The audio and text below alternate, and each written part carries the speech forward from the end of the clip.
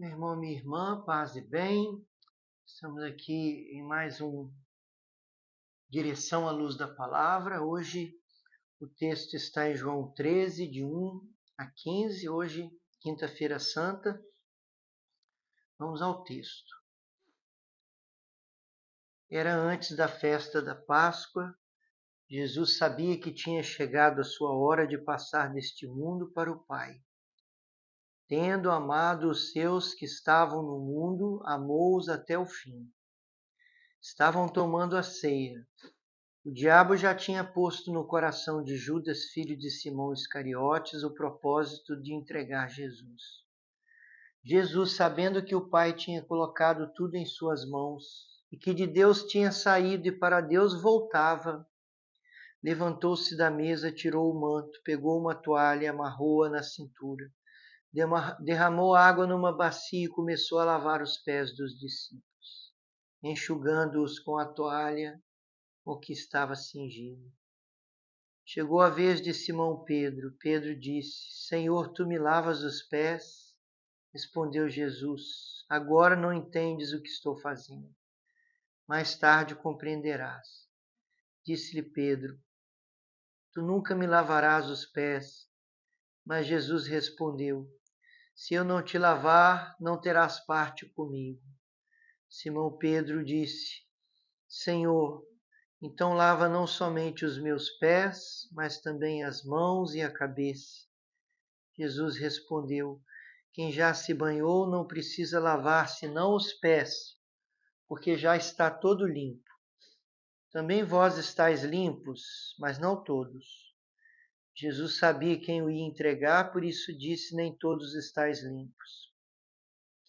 Depois de ter lavado os pés dos discípulos, Jesus vestiu o manto e sentou-se de novo e disse aos discípulos: Compreendeis o que acabo de fazer? Vós me chamais mestre e senhor e dizeis bem, pois eu o sou.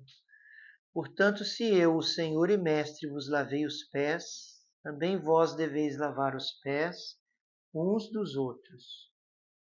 Dei-vos o exemplo para que façais a mesma coisa que eu fiz. Palavra da salvação, glória a vós, Senhor.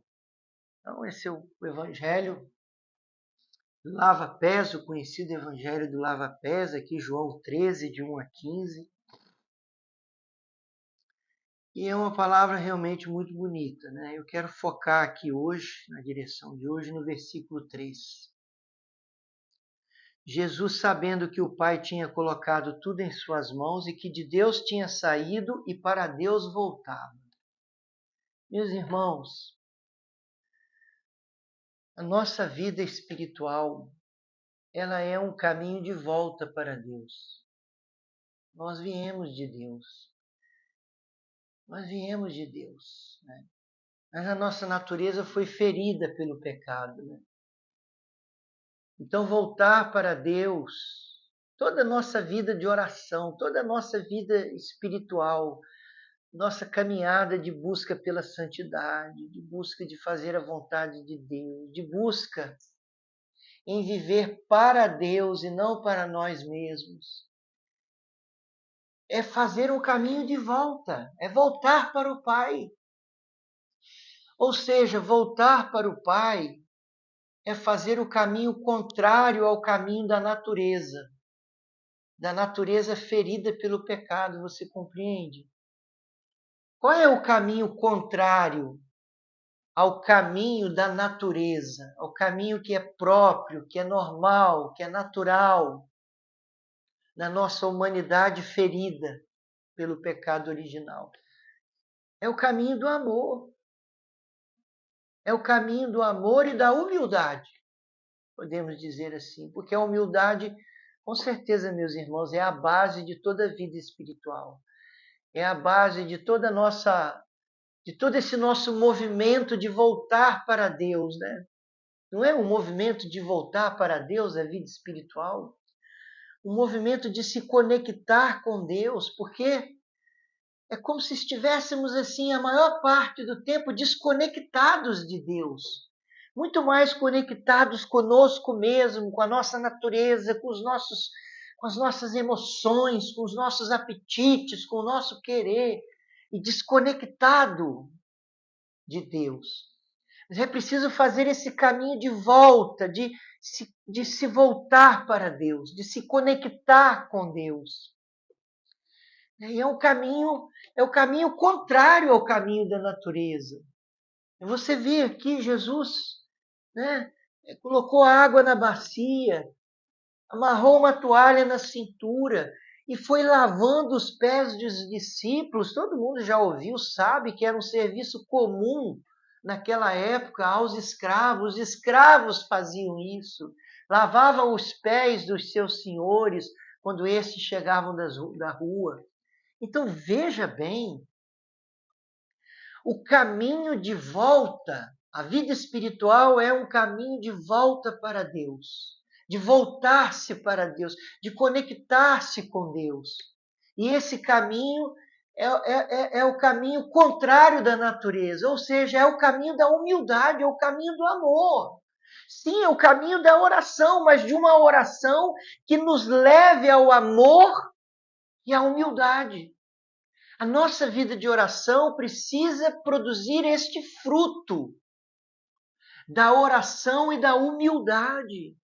É preciso fazer esse caminho contrário ao caminho da natureza, de sair de si, de colocar o outro em primeiro lugar, de vencer o egoísmo, de vencer a nossa soberba, o nosso orgulho, de servir ao invés de ser servido, de desejar servir,